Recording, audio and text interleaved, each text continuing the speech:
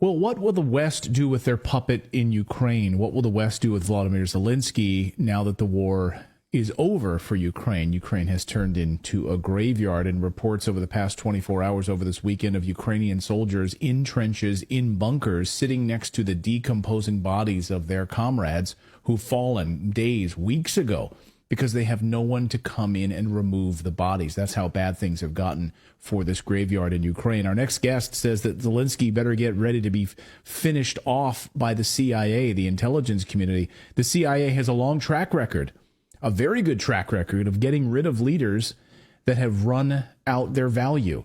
And the CIA has managed to put an end to those people. Someone who knows exactly how the CIA operates is Larry Johnson, who used to work for the CIA. Has an intimate knowledge of how this unfolds. Larry, good to see you. Welcome back to the show. Thanks, Clayton. Good to be with you. So your position over the past few days has been Zelensky better watch out. The CIA, the intelligence community, will do in him the way that they've done in other leaders, no? Right. When you look at the history of the United States in dealing with these kinds of foreign conflicts, we have a very consistent pattern. You know, we're like the abusive spouse who's been married multiple times, who keep beating up our mate. So go back to Diem in Vietnam. He wound up dead. Then you get Manuel Noriega. He was kidnapped, taken prisoner. We invaded his country, brought him to the United States. Saddam Hussein, remember the photographs? He's arm in arm with Donald Rumsfeld. Hey, we're great friends. Right. So, the West has been praising Zelensky as the new Winston Churchill, which just, goes to underscore the level of delusion that has possessed the West.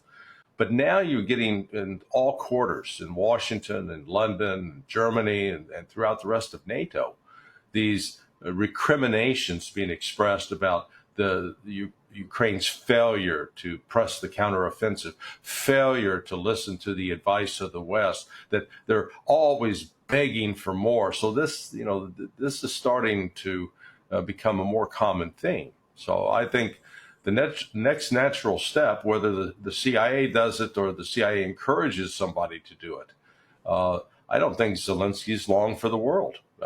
He's not the kind of guy that I think is going to be allowed to go off into exile where he'll be sunning himself down in Miami Beach.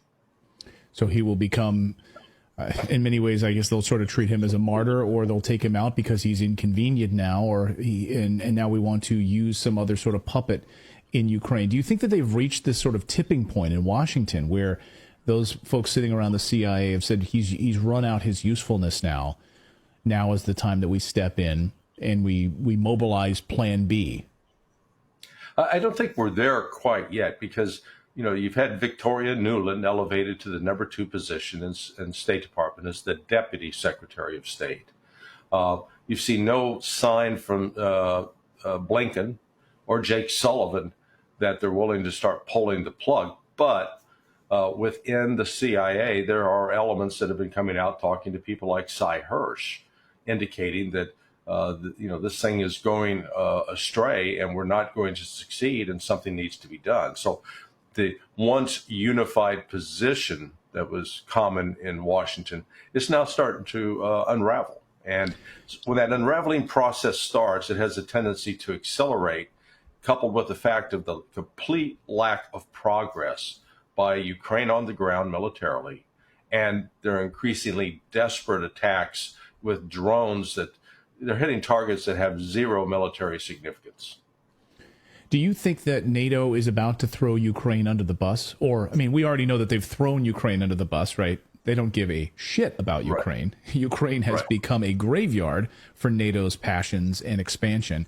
But do you think that this sort of phony friendship is now going to dissolve and NATO will fully throw Ukraine under the bus? Well, that's the interesting thing. Ukraine, even though it was not a de jure member of NATO, it has been a de facto member of NATO since 2014. And in that capacity, Ukraine represented the second largest military force in NATO. So the experiment, let's call it the experiment of the last 18 months, they knew that they were provoking Russia into retaliating militarily. Russia did. The West calculated that Russia would fail. Russia has not. And in the process, the second largest army in NATO is being eviscerated. NATO doesn't have an answer. What can NATO do? In fact, what they've watched is all of these incredible technological weapon systems that were going to be game changers are being destroyed and are not making any difference whatsoever on the ground. So and I think candidly, NATO doesn't know what to do, because what is it going to do? What the United Kingdom's going to mobilize its army of 75,000 guys? I mean, Right. it's just we've reached the point. It's ridiculous. All NATO can do is talk tough, posture, and do nothing. I want to get your sense of exactly how this attack on Zelensky would unfold, how the CIA will make this happen, the intelligence communities, the CIA, the MI6 will take out Zelensky. And I've heard reports that this would happen in a way where they would make it look like Russia did it. That's sort of the plan on the table right now, is that he will be taken out. They will make it look like Russia did it. He will be martyred in some sort of way as a convenient cover story. What's your sense of how this will unfold? Well, the most likely one is an explosion in his headquarters that can then be attributed to a Russian missile that Russia did kill him. But I think that the key actors in this are going to be the military, Zaluzhny, the head of the Ukrainian military, because they're under enormous political pressure to deploy these troops, and Zaluzhny, for all of his faults, is still a military man, and I think it has to absolutely horrify him with the casualties that they're seeing. And you mentioned that report earlier, the Ukrainian troops sharing bunkers with corpses. I don't know if you've seen the image, but the image is just horrific. It's Awful. unbelievable. Yeah, can you imagine sitting there next to one of your fallen comrades from 2 weeks ago, whose body has been decomposing next to you while you're waiting to see whether or not you're going to survive? Yeah, that type of death has a very tangible presence, as far as it affects all of your senses, and it's just and yet here these guys are. So I mean, it shows you the depths to which they've fallen. And Ukraine now, they don't have any viable path forward. They can throw as many men as they want at these defensive lines the Russians have erected, but they have no way of breaking through because they lack the essentials of air power, mobile artillery, etc. I want to play now a clip for our audience and get your take on this, Larry. This is a remarkable clip from the man who's in charge of this entire theater for NATO and for the United States, and basically admitting that Russia hasn't been hindered at all in this operation. Undersea capabilities, air capabilities, they haven't been degraded at all. So all of what we've been hearing from the West has been an utter lie. Watch it right from the horse's mouth. First of all, sir, if I could, I'd like to underline your comment about the specificity of the degradation of the Russian forces. Much of the Russian military has not been affected negatively by this conflict. One of those forces is their undersea forces.